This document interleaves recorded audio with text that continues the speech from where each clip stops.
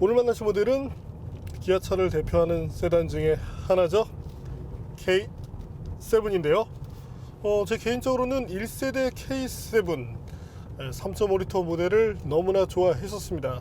특히 그 차가 보여주는 역동성, 당시에 기아차가 무슨 생각으로 그와 같은 하체를 만들었는지 이해를 할 수 없었지만 매니아적인 시각으로 바라볼 때 그 차는 단연 최고였죠. 그리고 기아차가 그 이후로도 K7을 지속적으로 발전시켰는데요. 그리고 현재 모델 K7 페이스리프트 버전인데요. 기아차답게 디자인에서는 상당히 신경 쓴 흔적을 보여주고 있습니다. 다만 저희가 아쉬워했었던 그 이상한 승차감, 그런 것들이 이번에 많이 바뀌었을지, 또한 주행에서 어떤 그 감각적인 부분을 잘 살렸는지가 상당히 궁금한데요. 자, 그럼 기아 K7 페이스리프트 모델 2019년형이죠. 과연 어떤 매력을 보여주는지 잠시 함께 느껴보시겠습니다.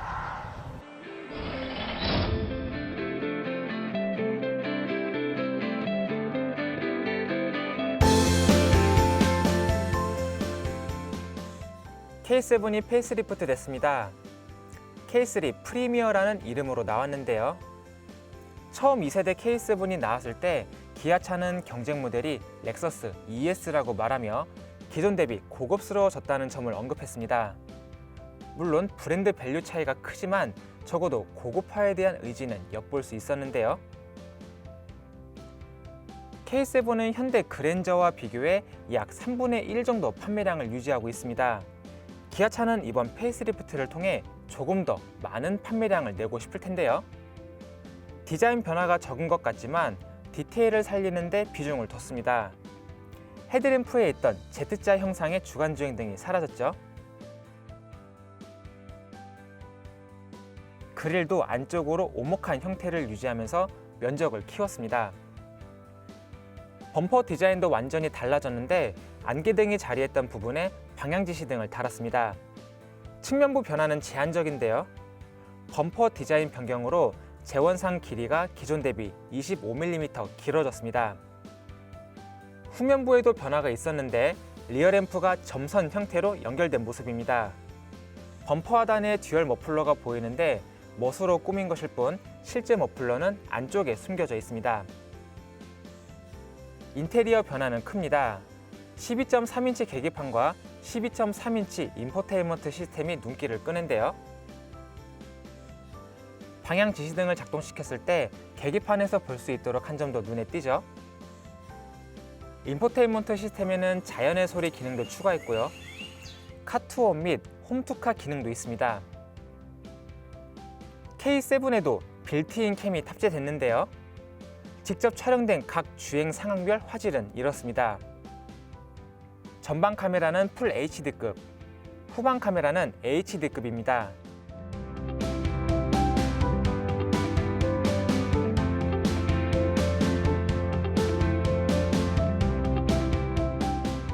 상시 녹화는 3시간까지 저장되며 보조 배터리를 장착하면 주차 시 10시간까지 녹화할 수 있습니다. 여기에 용량은 32GB 이외의 선택을 할 수 없고 음성 녹음도 안 됩니다. 주차 중 녹화 기능은 보조 배터리를 구입해야만 사용할 수 있고요. 하지만 최신 현대차와 달리 하이패스 삽입구가 예전 방식이네요. 센터페시아 중앙에 대형 디스플레이가 자리하면서 송풍구 위치나 오디오 및 공조장치 버튼 배열도 달라졌습니다. 기존 모델에 있던 아날로그 시계는 삭제됐네요. 기어 레버도 전자식으로 변경됐죠. 자동차 키도 최신 스타일인데 원격 시동 기능도 있습니다. 도어 잠금 버튼을 누른 뒤 시동 버튼을 길게 눌러주면 되고요. 이외에 실내에 사용된 소재도 좋아졌습니다. 이중접합 유리도 좋죠.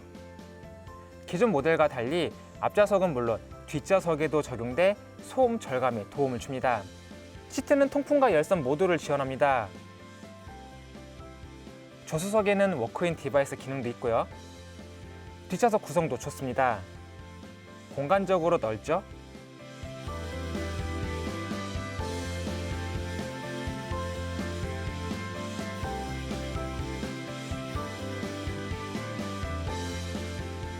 열선 기능도 적용되며 센터 암레스트를 통해 엔터테인먼트 시스템 조작도 가능합니다. 측면과 후면에 선쉐이드도 갖추고 있고요.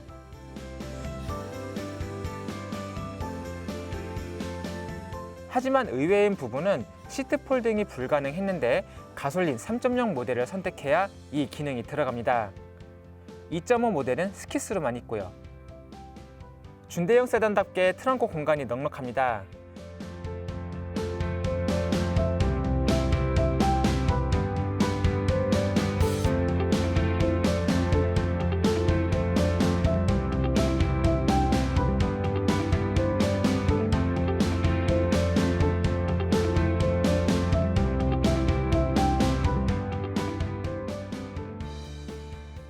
트렁크는 전동식인데 버튼은 기아 엠블럼 중 영문자 I 쪽에 숨겨놨습니다.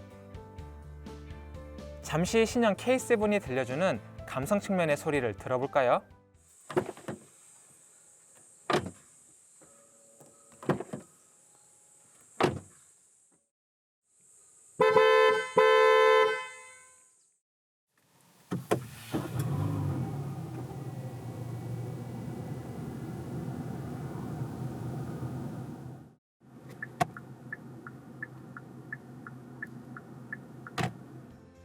편의 및 안전 장비는 상급 모델인 K9 부럽지 않습니다. 고속도로 주행 보조 기능을 포함해 전방 추돌 경고 및 긴급 제동, 차선 이탈 방지 및 차로 유지, 사각 및 후측방 경고, 운전자 주의, 오토 하이빔까지 탑재됐는데요. 하지만 지나치게 차로 한쪽으로만 치우쳐 주행하는 모습이 자주 목격됐습니다. 물론 테스트 차량만의 문제일 수 있겠지만 시스템에 대한 불안감이 커지는 만큼 조율도 필요해 보입니다. 이외에 2.5 스마트 스트림 모델에서 크렐의 고급형 사운드 시스템을 탑재할 수 없다는 부분도 아쉬웠습니다. 그래도 기본형 치고는 무난한 사운드를 보여줬는데 사운드 시스템 옵션을 추가하면 좋겠습니다. 이제 새로운 파워트레인이 탑재된 K7이 성능과 효율 모두를 잡았는지 확인해 보겠습니다.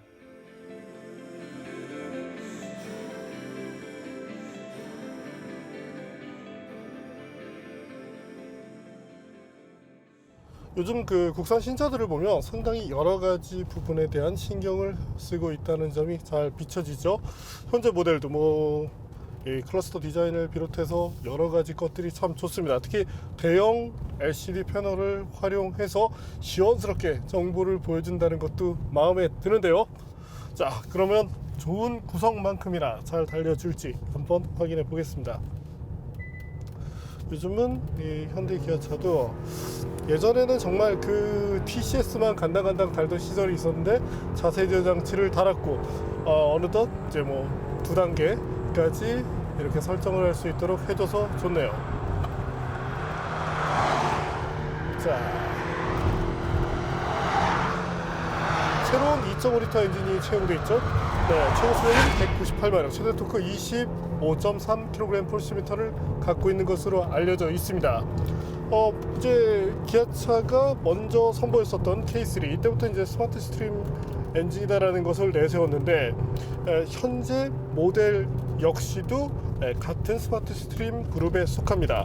배기량은 이제 2.5L이기 때문에 먼저 소개드렸던 1.6L와는 분명히 차이가 나죠.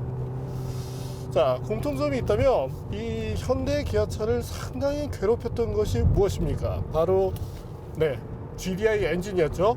그 GDI 엔진의 아쉬움들을 보완해 나온 것이 바로 스마트 스트림 엔진이라고 봐주시면 되는데요. 여기서 잠시 김선웅 기자에게 스마트 스트림 엔진에 대한 얘기를 한번 들어볼까요?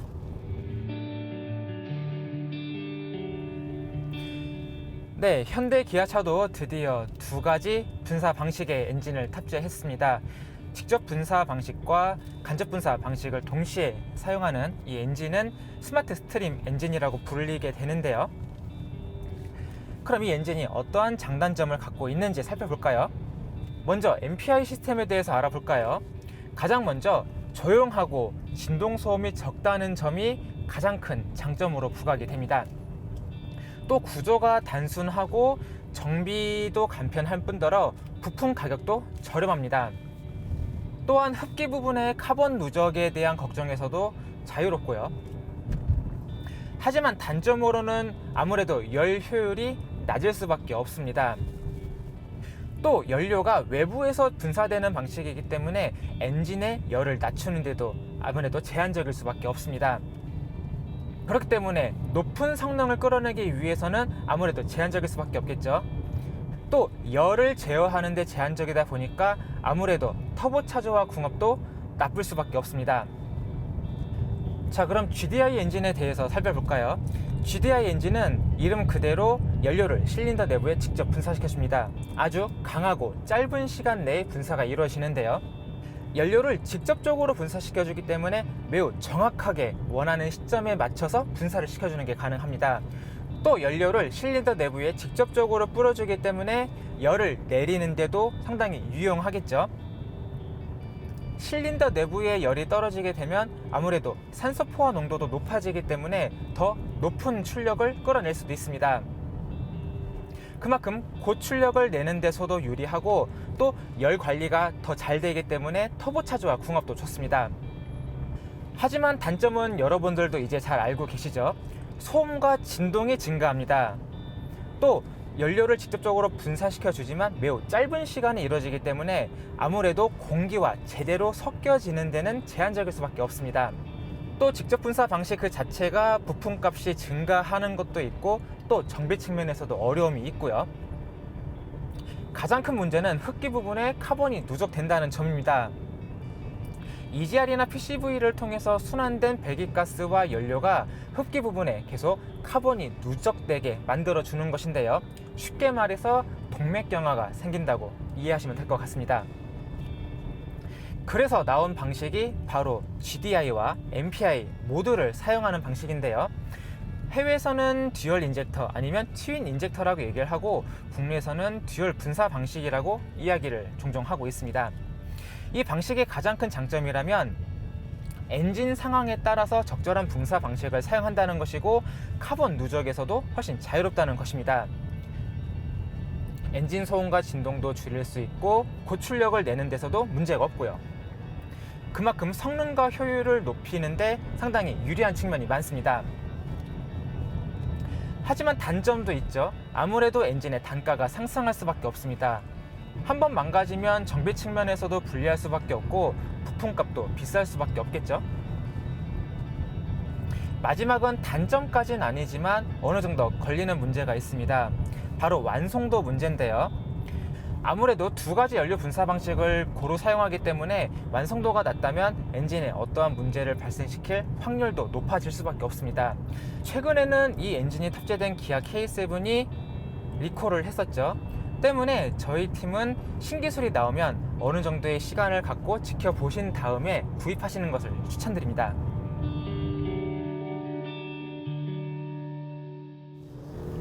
네, 뭐 구조적으로 뭐 일반 소비자들이 이런 것들을 꼭 알 필요는 없습니다. 하지만 기존에 문제가 되었던 그런 점들을 보완하기 위해서 또한 이런 부분에 있어서 장기적인 관점으로 보더라도 내구 측면에서도 도움이 되는 만큼 이런 신기술의 도입에 대해서는 칭찬을 하고 싶네요.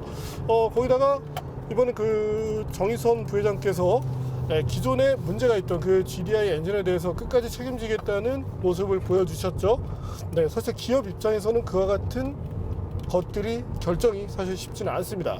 그럼에도 불구하고 왜냐면 손실이 크니까요. 그럼에도 불구하고 그와 같은 결정을 내려서 소비자들을 안심시켰다는 점에 대해서는 분명히 칭찬을 하고 싶네요. 사실 이 스마트 스트림 2.5리터 엔진에 대해서도 아직은 테스트하는 기간이라는 생각이 많이 드는데요. 사실 이 K7 같은 경우가 그랜저가 나오기 이전에 베타 테스트를 해주는 그 성격이 강합니다. 실제로 이 엔진이 나와서 시동 꺼짐이라든지 몇몇 문제를 일으켰었죠. 그래서 보완이 다시금 이뤄지고 있습니다. 어찌 보면 이제 현대차가 참 머리를 잘 쓰는 것이 이것에 대한 이 테스트가 기아차로 인해서 싹 끝나고 나면 그때 이제 현대차에 싹 얹기 시작하거든요. 네, 조만간 나올 이제 그랜저에 들어가고 K3에서 테스트를 하고 아반떼에다 넣고 하여간 소비자 입장에서는 초기 기아차를 좀 주의할 필요는 있겠지만 현대차 입장에서는 머리를 잘 쓰고 있습니다. 자, 어쨌든 여기서 중요한 것은 이 엔진도 검증 단계에 있지만 그래도 뭐 지금 보여지는 어떤 이런 모양새를 보면 현대차가 문제가 생기더라도 쉽게 버리지는 않을 것이기 때문에 그래도 소비자 입장에서는 뭐 기업에 대해서 어느 정도 믿음을 가져도 좋겠다고 말씀을 드리고 싶네요. 자, 그리고 이 엔진, 일단 출력이나 이런 점들을 놓고 본다면 사실 출력 대비 시원스럽게 나간다는 느낌은 상당히 적습니다. 아무래도 이제 무게라는 부분에서도 조금 이유를 찾아야 될 것 같은데요. 여기 잠시 무게를 볼까요?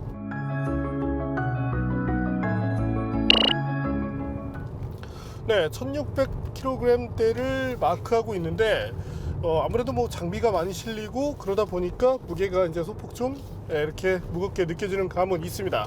이런 것들이 사실 주행에서도 느껴지는데 현재처럼 제가속을 할 때 상당히 묵직한 그런 차체의 움직임이 나타나죠. 그래도 다행인 것이 가속 페달을 끝까지 밟고 있으면 어느 정도 탄력을 받게 되는데요. 그때부터는 그래도 수긍할 정도의 다시 말해서 고속으로 도약할 때는 수긍할 정도의 성능을 보여주게 됩니다. 자, 그렇다면 이 파워트레인을 기반으로 한 발진 가속 성능에 대해서도 한번 알아볼까요?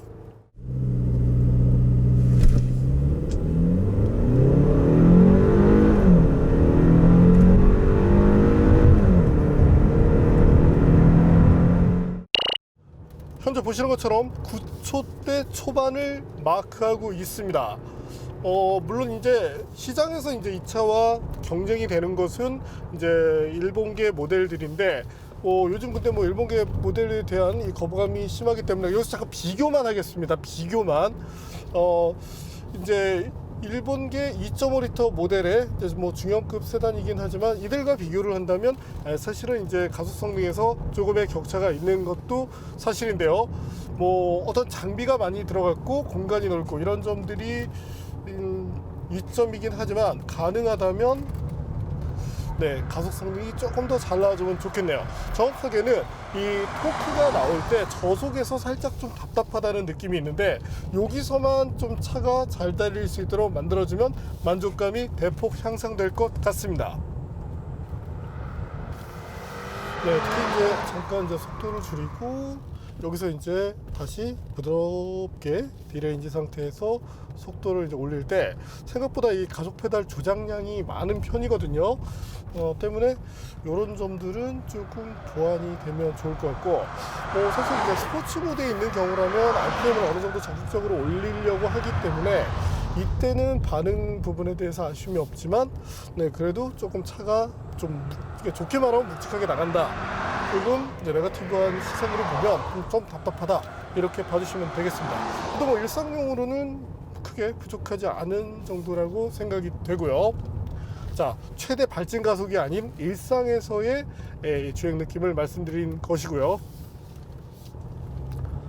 자, 다시 달려볼까요?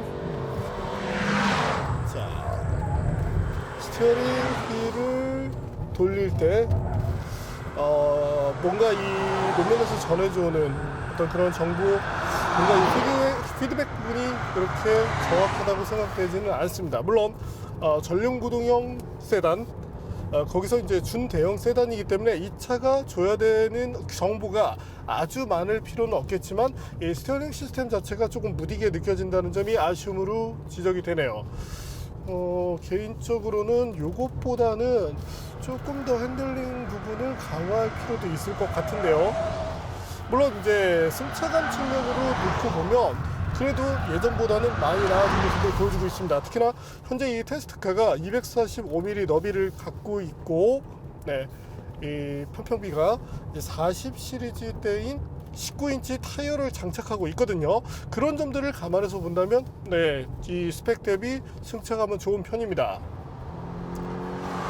참고로 차량의 거동 특성은 뚜렷한 언더스티어를 바탕으로 하게 됩니다. 하지만 일반적인 환경에서는 타이어의 너비가 245mm 타이어가 네 곳에서 받쳐주고 있는 만큼 스티어 특성을 크게 느낄 일은 거의 나오지 않으실 것으로 예상이 되고 사실 이 정도의 스펙을 가진 차에서 스티어 특성을 느낄 정도가 되면 위험할 수도 있습니다. 또한 저희가 현대기아차를 탈 때마다 이 공기압 문제에 대해서 계속 지적을 했었죠. 다행히 최근에는 공기압이 잘 맞는 편입니다. 때문에 이 차가 낼 수 있는 성능을 비롯해서 승차감 부분에서도 충분한 경쟁력을 보여주고 있고, 어쨌든 타이어의 공기압에 대해서는 한 번 더 강조를 하고 싶네요. 타이어가 사실 매우 중요한 그런 아이템이거든요. 타이어는 미쉐린의 프라이머시 MXM4를 사용합니다. 이제 현대 기아차가 수입 타이어를 상당히 많이 채용하고 있죠. 이런 것들이 어떤 그 성능을 올려주는 측면에서도 이점이 있지만, 이 자사 상품의 가치를 높여주는데도 이점이 있습니다. 다만 이 모든 수입 타이어가 다 좋은 것만은 아니기 때문에 때로는 정말 잘하고 있는 그런 국산 타이어를 써주는 것도 좋을 것 같네요. 사실 프라이머시 MXM4 성능 대비 좀 비싸긴 비싸거든요. 어쨌든 현재 이 타이어의 너비에 의해서 코너 진입 속도라든지 핸들링은 이제 평평기에서도 조금 영향을 받게 되는데, 이런 측면에서도 충분히 좋은 모습을 보여줍니다. 또한 조금 거친 그런 노면으로 접근을 했을 때 특정 진동 주파수가 유지되는, 가령 예를 들자면 이 빨래판도라 그러죠. 그와 같은 조건에서 두두두두둑 이런 것들이 올 때는 살짝 아쉬움이 나타날 수 있지만, 그 외에 일반적으로 만날 수 있는 다양한 조건에서는 승차감이 이 정도라면 타협할 만한 수준이라고 말씀을 드리게 되네요. 물론 이제 차체가 중형급보다는 크기 때문에 그 중형급이 보여주는 차체의 견고함, 그런 것들이 느껴지지는 않습니다. 하지만 이 정도의 공간을 빼면서 이런 느낌을 보여주고 있다면 적어도 잘하는 편이라고 말씀을 드릴 수 있겠네요. 다만 이 스티어링 휠을 다룰 때 앞서도 이제 잠깐 언급했지만 뭔가 좀 무디고 그것 대비해서 조금 묵직한 느낌이 있습니다. 현재는 이제 컴포트로 바꿔서 주행을 하고 있는데, 스포트로 가면 조금 더 묵직해지고 조금 멍한 그런 느낌이 드는데, 이 차의 본분 자체가 사실은 뭐 스포츠카는 아니잖아요. 그렇다면 조금 더 편안함을 위해서 풀어줄 필요가 있겠습니다. 물론 뭐 타이어 너비 때문에 그럴 수도 있겠지만, 현재 이 묵직함이라면 일반적인 그런 세단들과 비교를 하더라도 많이 무거운 편이기 때문에 그다지 이렇게 좋게 부각되지는 않네요. 뭐 쉽게는 조금 더 부드러움을 지향해서 어떤 이 차에 맞는 운전의 편의성을 끌어내주면 좋겠다는 얘기고요. 변속기도 뭐 좋은 구성을 보여주고 있습니다. 다만 이제 특정 영역에서 약간씩 이렇게 툭 하고 때리는 그런 느낌이 들 때가 있는데, 뭐 이건 사실 이 차만의 문제일 수도 있고, 이건 뭐 향후에 한 번 더 검증이 좀 필요할 것 같긴 하네요. 근데 이 엔진의 제가속 부분은 오히려 이 과거의 2.4L 직분사 엔진 쪽이 조금 더 힘찼다는 느낌이 드는데, 뭐 가속 페달을 끝까지 밟고 이제 달릴 때는 모르겠지만 제가속 때는 확실히 조금 그런 아쉬움이 남긴 합니다. 자, 지금도 둔턱을 넘어갈 때 승차감이 그래도 뭔가 좀 개선이 이루어진 것 같은데요. 사실은 뭐 타이어에 의한 뭐 그런 것도 차이가 날 수 있겠지만, 어쨌든 현재로서는 준대형 세단으로서는 무난한 성능을 보여주고 있네요. 자, 그럼 이번에는 제동 성능에 대해서도 한번 알아볼까요?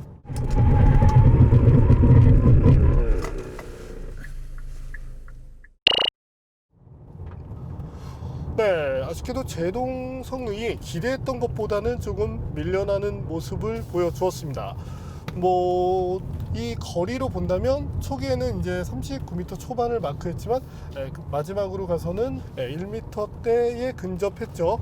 물론 이 중간 평균을 놓고 본다면 40m 정도 때문에 이 승용차로서는 충분히 좋다기보다는 이 정도면 적정하다라고 얘기를 할 수 있을 텐데, 다만 이제 조금 아쉬움이 되는 것이 최근 현대기아차가 이 브레이크 부분에 잘하고 있는데, 이런 너비가 큰 타이어를 갖고 이것보다 그래도 한 1m 당겨줬으면 좋겠다라는 그런 아쉬움이 들긴 합니다. 하지만 확실한 것은 일반적인 그런 소비자분들께서 운행하시는 데 있어서는 분명히 좋은 수준이고, 일본계 자동차들과 비교를 했을 때 그것보다는 분명히 우위에 서는 성능이라고 얘기를 드리고 싶네요.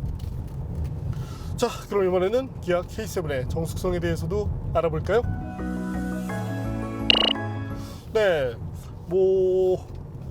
이게 중요하지 않을 수도 있습니다. 하지만 이중 차음 유리를 쓰고 있죠. 적어도 기아차가 신경 썼다는 흔적을 보여줍니다. 하지만 사실 그것 대비해서 MVH가 아주 이렇게 좋은 수준은 아니었는데요. 때문에 이 중형급들과 비교했을 때는 유사한 정도의 수준을 보여주고 있다. 이 정도로 봐주시면 될 것 같습니다. 요즘 소형들도 조용한 차들은 정말 조용하거든요. 이번에는 주행 연비도 한번 볼까요? 네, 저희가 테스트한 결과 정말 잘 나올 때는 고속도로 기준에서 한 17.5까지 나왔고, 그래도 평균적으로는 리터당 한 16 전후하는 수준까지 볼 수 있으니까 이 정도면 충분히 좋은 수준이라고 말씀을 드리고 싶네요. 네, 기아 K7 가격이나 이런 측면으로 놓고 봤을 때 사실 현재 저희가 테스트하고 있는 모델은 어느 정도 옵션이 다 들어가 있기 때문에 3,900만 원을 살짝 넘어서 있습니다. 4천만 원대. 하지만 2.5리터 엔진을 갖고 있는 지금 이 정도의 국산차라면 4천만 원대까지 간다는 것은 조금 오버이기 때문에 이 트림 선택을 잘해서 접근을 하신다면 최고의 가성비를 누릴 수 있는 그런 준대형 세단이 되지 않을까, 이렇게 생각을 해보게 됩니다. 특히 K7 엔트리 모델 같은 경우가 이제 3,100만 원대부터 스타트를 하게 되죠. 여기다 약간의 옵션만 넣어준다면 중형차, 어지간한 옵션이 좀 들어가 있는 그런 중형차를 사는 것보다 이것이 더 합리적일 수도 있겠네요. 물론 공간이나 이런 부분이 필요하신 경우에 한해서 말이죠.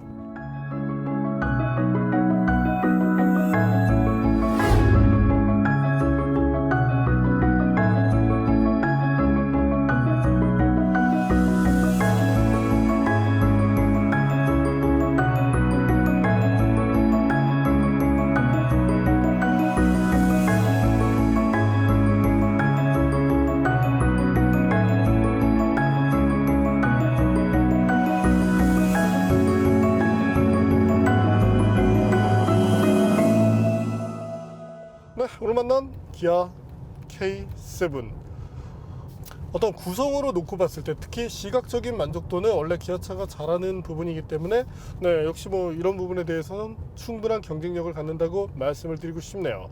다만 이제 이 차만의 문제라고 생각이 되는데 약간의 이 어떤 그 차체 쪽 잡소리가 들리는데 이런 부분이 조금 완화가 되면 좋을 것 같고요. 승차감이나 이런 부분에서도 어느 정도 경쟁력을 가져가는 만큼 과거처럼 그렇게 K7을 손들고서 말리고 싶지는 않습니다. 하지만 이제 그룹 내에서 놓고 보면 어찌 보면은 이제 약간의 베타 버전의 그런 감이 있기 때문에 실제 이제 이 차의 가장 큰 경쟁 상대는 당연히 현대 그랜저죠. 저 개인적으로도 현대차의 완성도가 조금 더 좋은 경우가 많기 때문에 오히려 이 K7을 타보고 나니까 그랜저가 상당히 좋게 나오겠구나, 그런 생각을 해봤습니다. 어쨌든 점차 발전해 나가는 그런 국산차들을 많이 만나서 좋네요. 오늘은 정말 무난한 구성을 갖춘 그런 모델이었죠. 다만 이제 파워트레인에서 이 토크 부분은 조금 해소를 시킬 필요가 있습니다. 이거 분명히 답답한 편이거든요. 그것을 제외하고 만족도가 높았던 기아 K7을 만나봤습니다.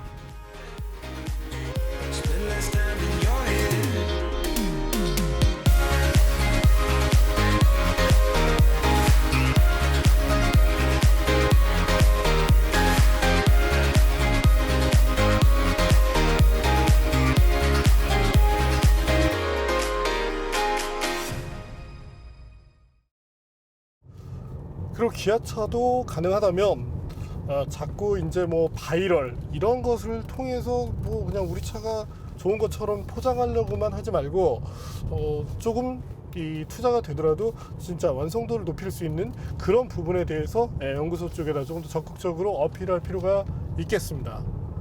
네, 뭐 여론이야 어떻게든 만들어 나갈 수 있죠. 뭐 요즘 여론 조작 상당히 쉬우니까. 근데 어쨌든 이 소비자들의 기대치 그런 것을 지켜나가는 것이 더 중요하니까요.